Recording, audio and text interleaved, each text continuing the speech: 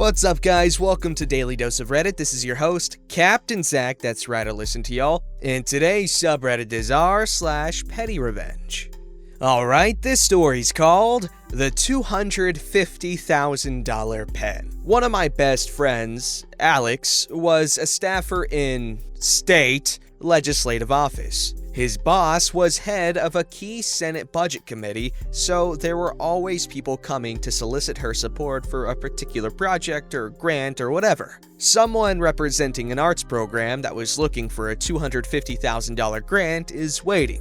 I'll call her Lobby Ann. She comes up to the reception desk and asks for a pen. The senator keeps giveaway pens with her name on them in stock, reasonably nice ones, so Alex reaches over to the can where the pens are. Lobby Ann asks something along the lines of, "Well, then the senator will know that I showed up without a pen." So what? She looks across the desk. Alex has some work spread out with his own favorite pen, an expensive one with lapis inlay, and engraved with his name and term of office of a campus organization. Lobby Ann reaches over, snatches it up, and drops it in her purse. Alex, who is a very polite person, is completely gobsmacked and then tells Lobby Ann that's his personal pen and not up for grabs. Lobby Ann gives him a contemptuous look and refuses, very rudely. One of the sad and funny things about this story is that she uses a slur that Alex was not sure was a reference to his heritage or his perceived sexuality. Oddly enough, given the nature of the stolen object, either slur ended with ink. Alex, confused and deeply upset, sits back down while Lobby Ann flounces back to the waiting area. In a few minutes, the senator comes out to get Lobby Ann. As they're walking past Alex's desk, he stands up and says in a very clear voice, "I'm going to need my pen back." Lobby Ann stops in her tracks, as does the senator, and Alex says, calmly,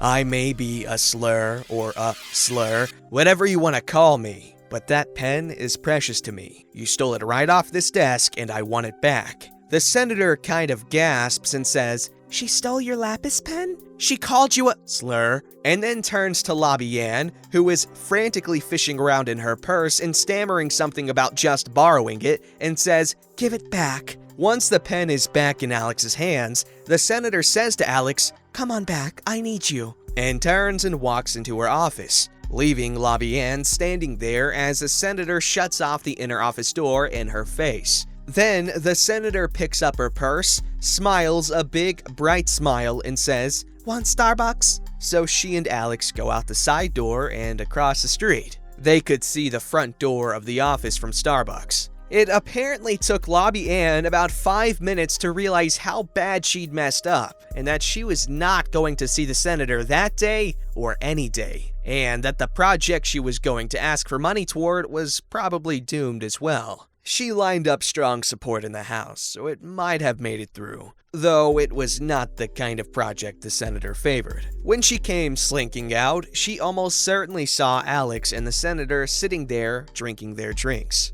Alex always ends this story with, "That was the best coffee I've ever had." Edits! And just a few questions that keep coming up. I have added in the fact that I should have clarified from the start, this was a state senator, not a US senator. I've worked in and around state politics all my life, and I forget to make the distinction. I should also explain better about the pen situation, and here I have to make a few assumptions. The pens in the cup on the counter were probably campaign swag, in the senator's campaign colors with her logo on them. Lobby Ann probably thought that meeting with a politician using a pen she'd obviously just taken looked bad. If that was the case, she was focused on a stupid detail that the senator almost certainly didn't care about. And anyway, the pens were there to be taken. Also, I kinda tend to doubt that she carefully evaluated Alex's pen, judged it to be valuable, and got covetous. Again, this is my guess. She just saw a pen that didn't look like a campaign pen, a blue pen with gold writing on it, and just grabbed it. Until she picked it up, she may well have thought it was plastic. Once she picked it up, however, it should have been obvious from its weight that it was not a cheap pen. I do not have a picture of the pen itself, don't even know if Alex still has it, but as I remember, it looks something like this. And then there's a picture of a pretty nice looking pen. Finally! People are expressing confusion over the description of the word twink as a slur. And to me, this is kind of a good thing because it illustrates how far and how fast we have come in terms of combating sexuality-based phobia. The point was not that she was calling Alex a particular kind of gay person, it was that she was calling him gay. If that was, in fact, the word she used. It might have been the other one. He's of Filipino-Japanese descent. At the time, working in politics in the Deep South, Alex, who was and is in fact gay, did not feel he had the freedom to be open about his sexuality. Today, he's holding down a pretty good state government position and is happily, openly married to a very sweet guy he met right after we graduated college and has been with ever since. For this guy to have gone from being scared to even say he's gay to being openly married is great, and it must have felt amazing to be able to do that finally. Also, don't steal someone's nice pen, because if someone has a nice pen, that means that they're a pen person, and pen people are crazy and weird. And if you take away their obsession, they will go crazy and weird on you. I don't understand it 100%. I'm assuming it has something to do with if your career involves signing things a lot and your signature carries a little bit of weight, then I guess I can kind of understand. But either way, it's weird, okay? And you just don't want that weirdness to target you. I used to work with a guy at the hotel, his name was Mr. Wesley, and he had a nice pen, and I just, picked it up to write something. I didn't realize it was his. He's like, hey, don't touch that pen. I was like, okay. He's like, I don't like it when people touch my pen. And I said, I can see that. But don't worry, he's like one of the nicest and most trustworthy people you will ever meet. His son was actually in the NBA, but he's retired now. But yeah, everyone in the community loves Mr. Wesley. Really cool guy, very nice, but weird about his pen.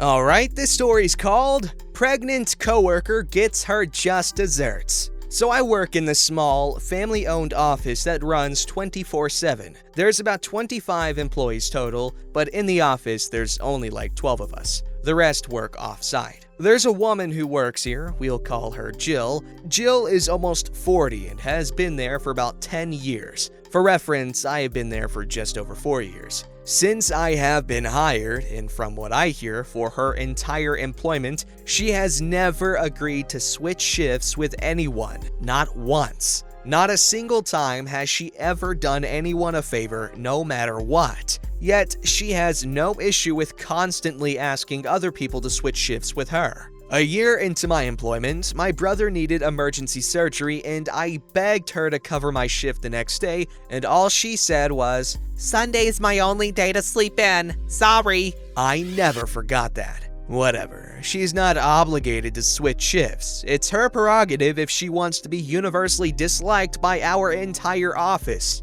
Anyway, Jill got pregnant about 7 months ago, completely accidentally, and was actually quite freaked out about it for a while. She's pretty much been nauseous her entire pregnancy and even keeps a trash can next to her desk, just in case she can't make it to the bathroom. Yesterday, she was feeling really sick, and around 12:30 p.m., she asked our boss if she could leave early. He told her she could only leave if she could get someone to agree to finish her shift. Our shifts are mainly 7 a.m. to 3 p.m., 3 to 11 p.m., and 11 to 7, with periodic split shifts thrown in as needed. I was working morning yesterday, scheduled to leave at 3, and she was scheduled until 7 p.m. The only other person who could have stayed for her had plans right after his shift, so I was her only option.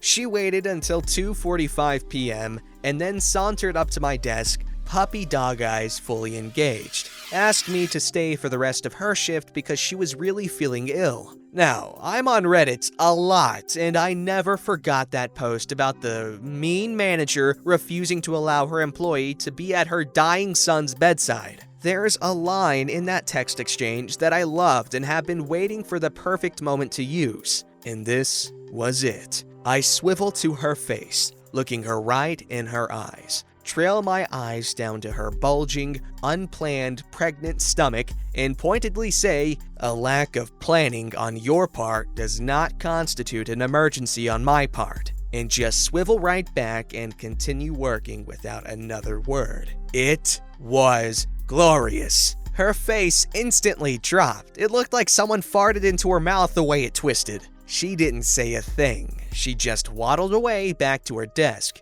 absolutely furious.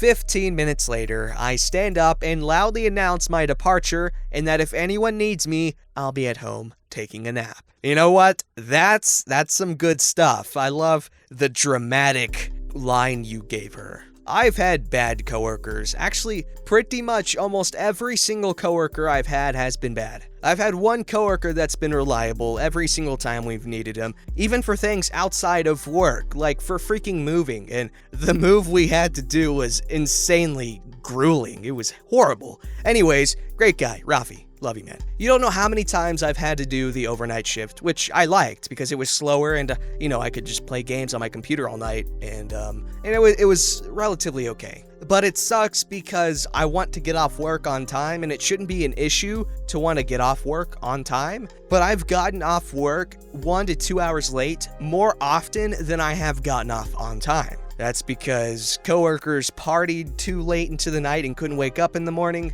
My own dad wants to sleep in, and because I'm his son, I have to allow that. And the guy who is the freaking manager to the place literally showed up 3 hours late without calling or anything. It was insanely horrible. My point is, coworkers suck. This story's called Faked Proof That I Had a Flat Tire So That the Lazy People in My Group Project Would Have to Do the Presentation Themselves, Therefore Likely Will Fail. I'm in a class where a group research project or presentation is a huge chunk of overall points. Everyone knows in group projects you always have that one slacker who doesn't do anything that you have to compensate for. However, I got stuck with possibly the worst 3 people to be in a project with in the class. I did the entire research, presentation, poster boards, etc., among many other annoying things myself. I tried talking to them and telling them that they needed to put in their share of effort. Ignored. I'd send them tasks to do. Ignored. I tried to schedule meetings. They'd say they were coming and then leave me alone at the library. This happened from the get-go. It was abundantly clear that they expected everyone else to do the work, but everyone else turned out to be just me. Rule: we couldn't have things 100% memorized word for word, and we couldn't read off of anything. We had to actually know the subject. I was fully prepared to do most of the talking and even wrote down a small script for them and told them to know what to say during their part, at the very least. The night before, I told them we had to meet to at least go over the whole thing one time. Once again, none of them showed. At this point, I'm livid and decide they can just do it themselves, which means they'd get up there, not know a damn thing to say other than the small info I gave them, and couldn't even BS anything because they did no research. Thing is, if we miss without an excuse, we fail the project. If you have an excuse, you have to have documentation. I commute and live an hour away, so I decide that I'll conveniently have a flat tire right before class. Went out and actually bought a tire so I could have the receipt to prove it. Emailed the professor, who said I can present by myself during his office hours. Turns out, they completely bombed, and not only probably failed the project, but since they're bad students, might even make them fail the class. Edited to say, the professor stated at the beginning that we were not allowed to contact him about people slacking in the group, and said to work it out amongst ourselves. Said that we were adults and that he wouldn't even respond to emails about it. Wow. That professor literally does not care. I've always been the one to carry the group throughout projects, and I honestly didn't really mind it. I liked being the smart guy. It's fun, nice little ego boost. And, I was usually friends with people I'm in the group with. But I will say this, every time I'm in a group project with girls, the girls really like to contribute. Now, don't get me wrong, I'm not trying to be sexist and say that all girls are hardworking, but evidence speaks for itself, Alright guys, a little while ago I read a story called Screwed Out of My Holiday Pay Because We Don't Have Set Schedules. 3 months later, I used the exact same phrase to my boss when asked why I didn't come in when I wasn't on the schedule. And here's an update to the story called Update! screwed out of my holiday pay because we don't have set schedules. 3 months later, I use the exact same phrase to my boss when asked why I didn't come in when I wasn't on the schedule. Personally, I don't see the connection. I don't understand why they'd use two completely different titles, but here we go. Hello, all. As promised, my update to my post from a couple days ago, and this is a couple months old. Thanks to all for advice about the situation, things to consider, etc. Before work today, I had a follow-up interview yesterday for the new job I mentioned in comments and in edit. I was offered the position I wanted and was told I can start as soon as I want. I came into work today intending to work the shift today before leaving, as it's the last day of the pay period. When I got to work today, I clocked in and didn't see any managers or anything, so I started working.